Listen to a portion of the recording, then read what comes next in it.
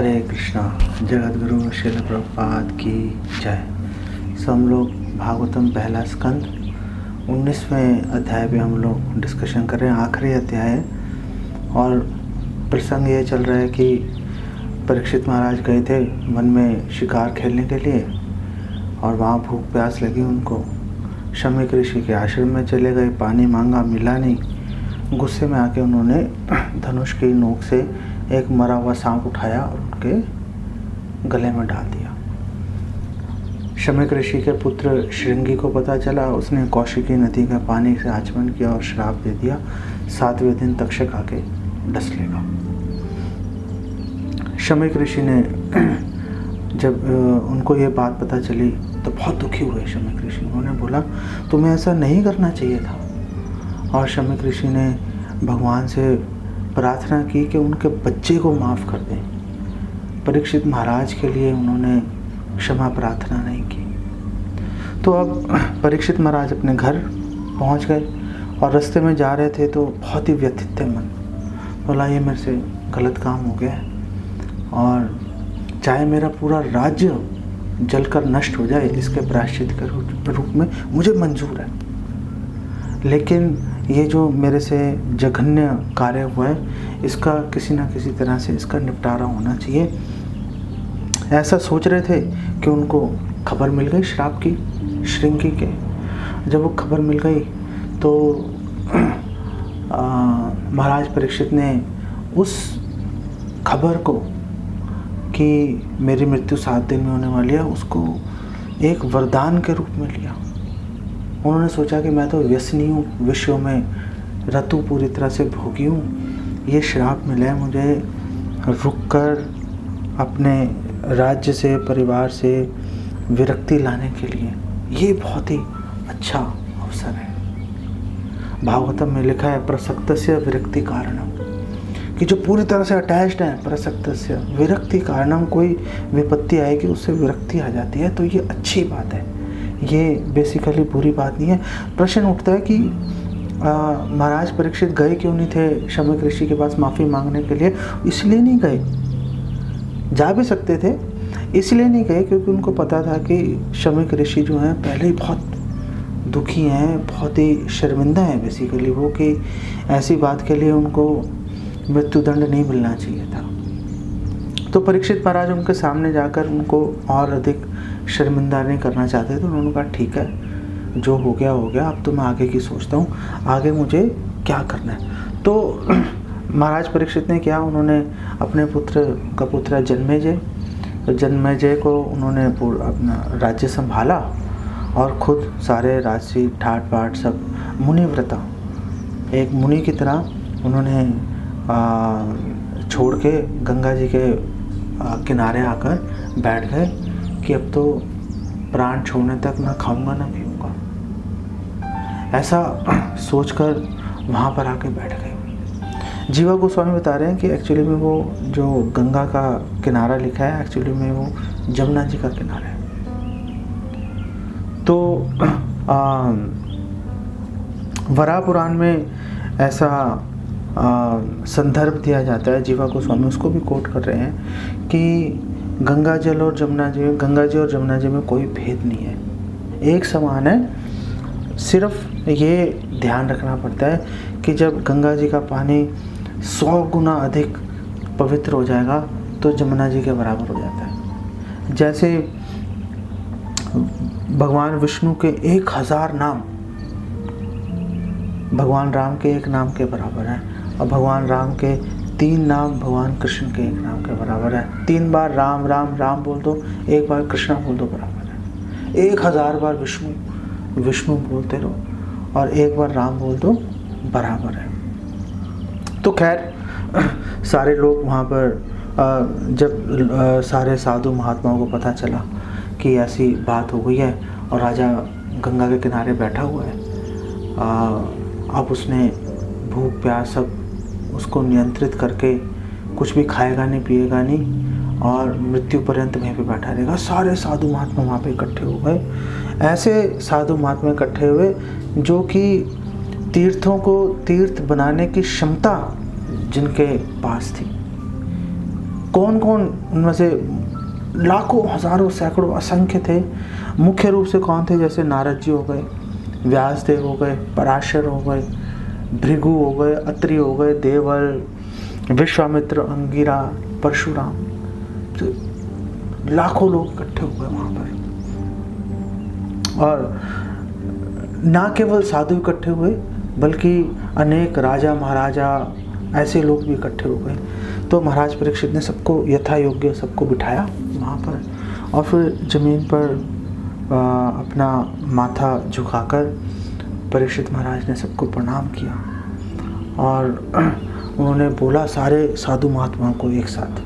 परीक्षित महाराज क्या बोल रहे हैं? परीक्षित महाराज कह रहे हैं कि जो साधु हैं वो तो हम जैसे राजाओं के साथ में मेल जोल नहीं रखते, हमें तो मल की भांति त्याग के चलते हैं कि हमारा स्पर्श हो जाएगा तो दूषित हो जाएंगे। ऐसा उनके मन में विचार आता है क्योंकि हम विषयी हैं, विषयों में हमेशा लगे रहते हैं। चैतन्य महाप्रभु ने भी बिल्कुल यही विचार प्रकट किया था।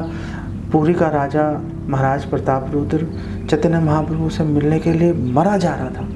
महाप्रभु ने कहा नहीं मिलूंगा। वो तो बाद में चलो सार्वभौम भट्टाचार्य, रामानंद राय, ये सब ने, गोपीनाथ आचार्य, इन सब ने मिलके तिकड़म लगाई और चैतन्य महाप्रभु के दर्शन करवा दिए। लेकिन बहुत समय तक महाप्रभु उनसे मिले नहीं। जब मिले भी तो एक राजा के रूप में नहीं मिले थे।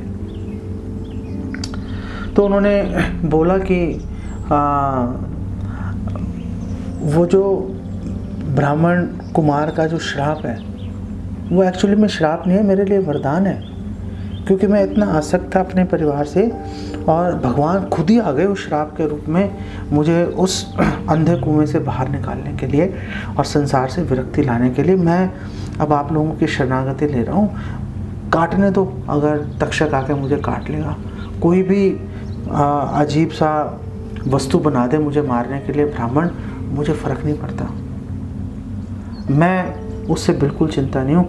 मैं सिर्फ ये चाहता हूँ कि आप लोग भगवान विष्णु के जो कथाएं हैं, लीलाएं हैं, उसका गुणगान करते रहो। गायता विष्णु गाथा, विष्णु गाथा, भगवान विष्णु के लीलाओं के बारे में आप मुझे बताते रहो।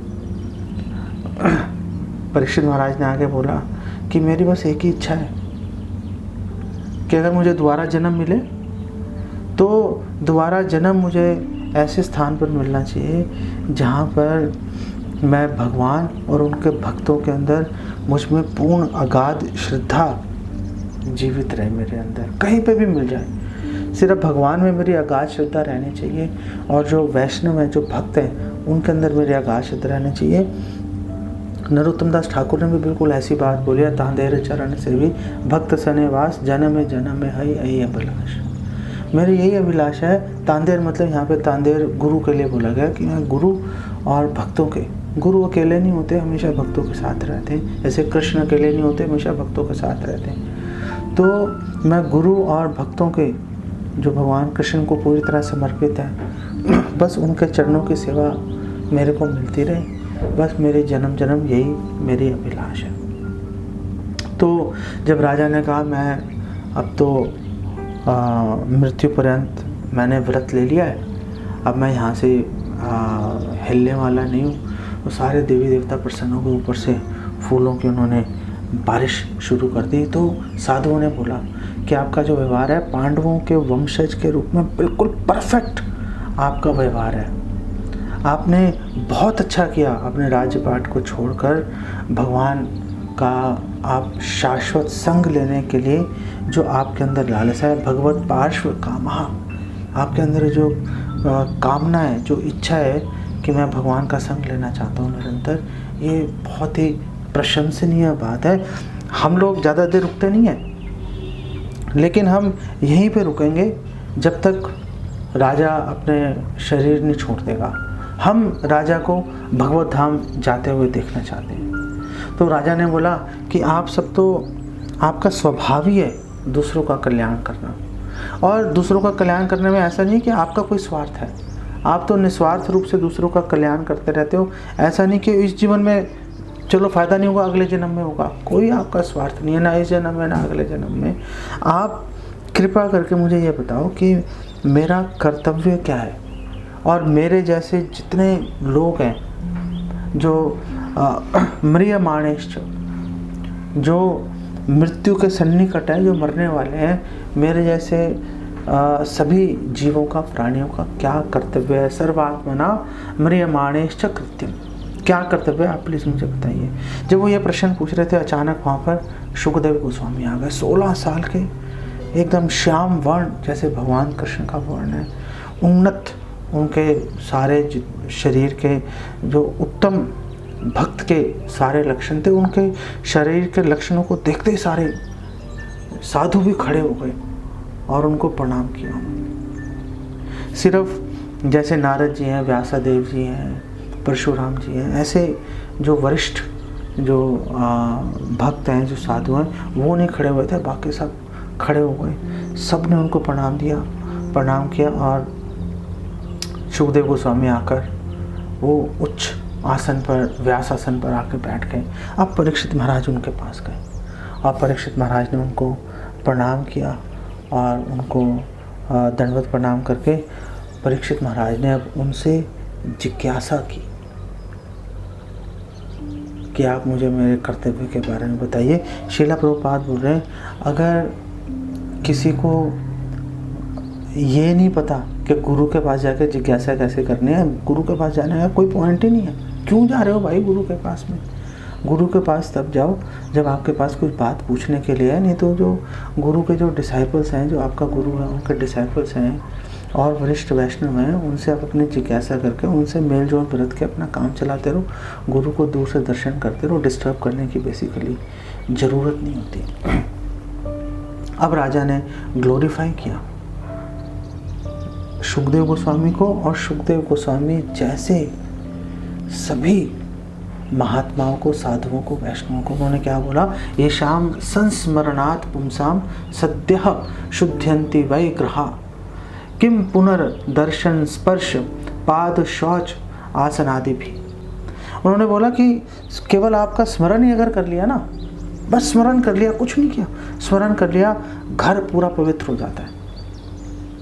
सिर्फ स्मरण करने से आपको, आपके दर्शन करना, आपको छूना, आपके चरण प्रक्षालन करना, आपको आसन प्रदान करना, उसकी तो बात ही क्या करनी है। हमारे आचार्य भी बोल रहे हैं, दर्शन पवित्र करो ऐ तो मार्ग, गंगार परस हिले पश्चाते पावन।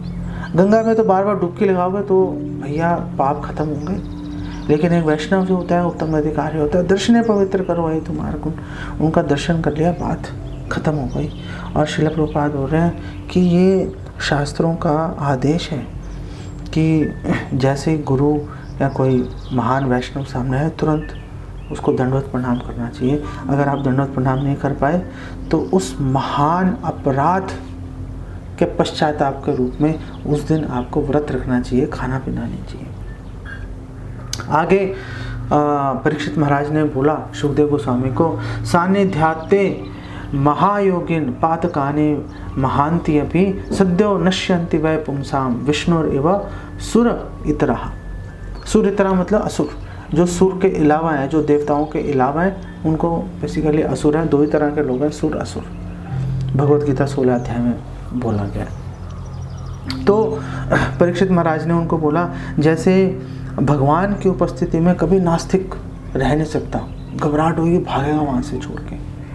भगवान की उपस्थिति में जैसे नास्तिक नहीं रह सकता, ऐसे ही आप जैसे महान वैष्णव के उपस्थिति में कभी भी किसी भी व्यक्ति के पाप नहीं रह सकते। जैसे ही मतलब आपके सानिध्य में, आपके निकट कोई व्यक्ति आएगा, सारे पाप उसके भाग जाएंगे, ख़त्म हो जाएंगे, दूर चले जाएंगे।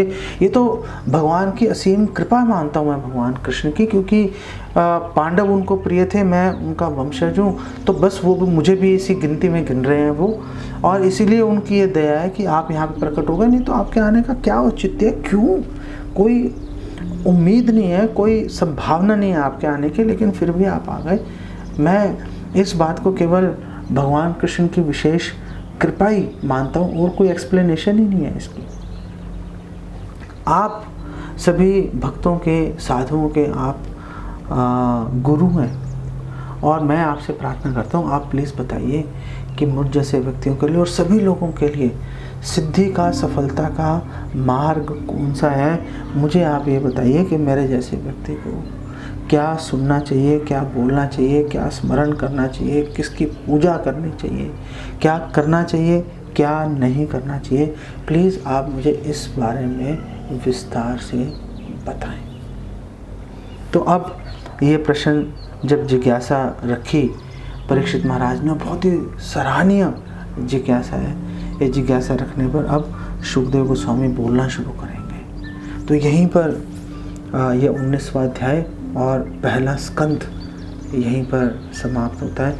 अब दूसरे स्कंद के पहले अध्याय से शुकदेव गोस्वामी अब उनके प्रश्नों का उत्तर देना शुरू करेंगे। जैसे जैसे हम आगे बढ़ेंगे वैसे वैसे आप देखना और अधिक मधुर और अधिक मधुर और अधिक मधुर होता चला जाएगा। आप प्लीज़ इसको शेयर कीजिए, अधिक से अधिक लोगों तक इसको पहुंचाइए और हमारे YouTube चैनल और Facebook पेज को आप सब्सक्राइब कीजिए, ताकि आपको समय समय पर हम जो भी लेक्चर्स अपलोड करते हैं आपको टाइम पर उसकी सूचना मिलती रहे। फिर आप अपनी सुविधा के अनुसार उसको जब भी मर्जी आप देख सकते हैं।